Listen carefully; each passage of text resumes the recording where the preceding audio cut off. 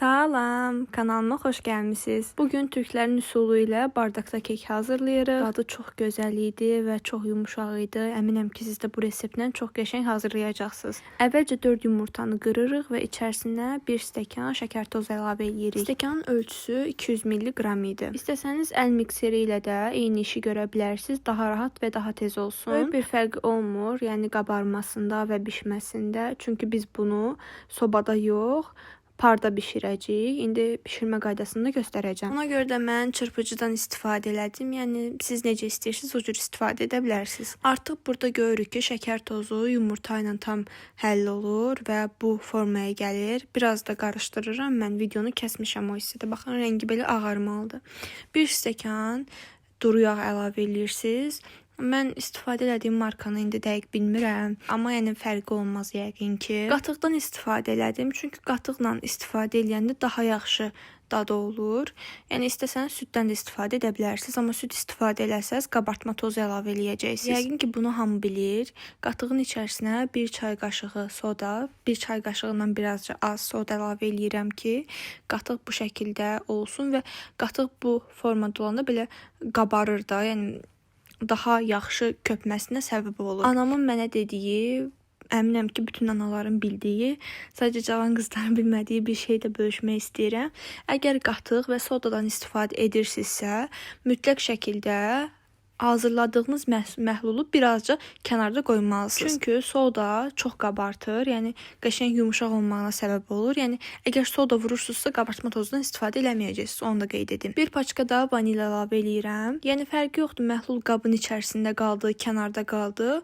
Yəni 1-2 dəqiqə kənarda qoymağınız kifayət eləyir ki, soda məhlula tam qarışsın. Bu arada mən baxanda 5 nəfərlik resepti idi. Mən onu 2 qat, yəni 10 nəfərlik bir reseptdən istifadə elədim.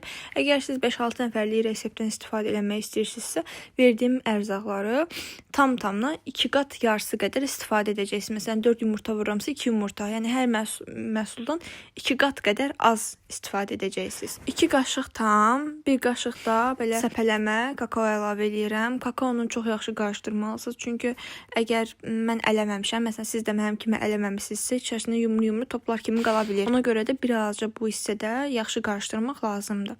Və un, mən istifadə elədiyim 2 stəkana yaxın qədər un istifadə elədim, amma indi mən sizə göstərəcəm ki, ümumi məhlulumuz bu şəkildə olmalıdır. Yəni burada tam dəqiq bir şey deyə bilmirəm un barəsində, çünki o türklər deyir, aldığı qədər un, yəni həqiqətən elədir də. Bəzən az istifadə oluna bilir, bəzən daha çox. Ona görə də axırda göstərirəm ki, bu formada olmalıdır. Yəni 2 stəkan vurun, sonra az olsa biraz da əlavə eləyə bilərsiniz. Mən ümumiyyətlə nəyisə başlayıramsa, onu araşdırmadan başlamıram. Bu reseptdə həmçinin araşdırma elədim. Mən hər dəfə fincanda hazırlayırdım. Sadəcə gördüyüm reseptlərdə kardon kağızdan da istifadə eləyən olur. Yəni kardon kağız deyəndə kardon stəkanları nəzərdə tuturam. Həm qiymət baxımından ucuzdur, həm də bir də o stəkanları yumağa ehtiyacı qalmır. Bunlar bir dəfəlikdə istifadə edib atırsınız. Bilmədim neyniyim, çünki reseptlərdə nəsə yazdığı qeyd olunmurdu. Mən də içlərinə hər birinə duru yağ əlavə elədim. Duru yağla daha doğrusu salfetkanı sildim. Stəkanın bütün hissələrinə duru yağlı olan salfetkanla keçdim ki, birdən yapışar, çıxmaz. Ona görə də mənə 2-1 iş olmasın. İstifadəsi həqiqətən çox rahatdır. Yəni ən rahat 15 dəqiqəyə hazırlaya biləcəyiniz şirniyyatdır. İstəsəniz içərisinə şokolad da əlavə eləyə bilərsiniz. Sadəcə mən əlavə eləmədim, çünki evdəkilər istəmədi. Yarısı qədər əlavə eləyirsiniz, çünki parda bişəndə onsuz da şişir bu. Böyük qazandan istifadə eləmədim. Bu şəkildə qazanlara 4-4 əlavə elədim. Sadəcə birinci qoyduğumda 5 dənə əlavə elədim. 2 dənəsi belə yana meyilli formasında, baxın indi görürsünüz özünüzdə, bu şəkildə göründü. Deyirəm ki, şu anda 4 dənə qoyardım, amma birini sonra tək pişirməli olacaq idim. Anam sağ olsun bu hissədə mənə kömək eləyir. 15 dəqiqə ərzində çalışın ki, qazanın qapağını açmayın. Çünki şişməyə bilər, istədiyiniz kimi qabarmaz. Qazanı nəzarətdə saxlayın. Qaynayandan sonra 5 dəqiqə sonra da yenidən aça bilərsiniz. İstəsəniz arasına, istəsəniz də üzərinə şokolad sosu da hazırlaya bilərsiniz. O da rahatdır hazırlanması. Bir pletka şokoladın üzərinə qaymaq əlavə eləyəcəksiniz. Hazır olacaq sizin üçün şokolad sosu. Gördüyünüz kimi eləməyə çalışıram ki, açılar.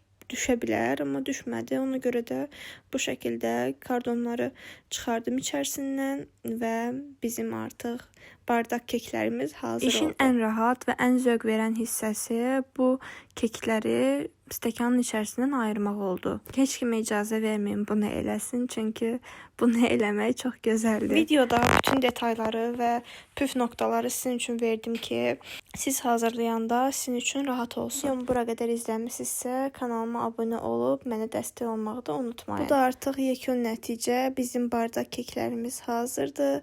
Biraz istiliyi gedəndən sonra bu videonu çəkirəm ki, isti halda sizə göstərə bilməyim. Çünki isti olanda həm də xəmir olur içərisi. Burada da qazanı göstərirəm. İkinci partiya idi, bişirdi. Biz 3 partiya ilə bişirdik bu cür. Qazanı da açıb göstərirəm sizə. Görürsünüz, içərisində su qalmayıb. Ona görə də qazanı tez-tez nəzarətdə saxlayın. Türklərdə videolarda gördüm. Bunu sobada bişirənlər də var. Amma mənə çatmır. Sobada bu necə bişir? Axı bu parda bişən bir şeydir. Düzdür, resept eynidir. Biskvit reseptidir. Amma yəni mənə biraz qəribə gəldi. Siz əgər bu reseptlə sobada bişirmisinizsə, şərhlərdə yazarsınız, növbət dəfə onu da sınayaram. Videonun bu hissələrində atamdan və anamdan kömək istədim. Onlar da mənə kömək elədilər. Çünki tək özüm çəkə bilmirdim. Həm də tripodum şəhərdə qalıb. Mən isə bu videoları Qubadan sizlə çəkirəm. Çox qəşəng görünür, yumuşaqdılar. Əminəm ki, bu reseptlə siz yenidən hazırlayacaqsınız. Növbəti videolarda görüşərik. Özünüzə yaxşı baxın. Kanalıma abunə olmağı da unutmayın. Sizləri sevirəm. Videonu izlədiyinizə görə çox təşəkkür eləyirəm.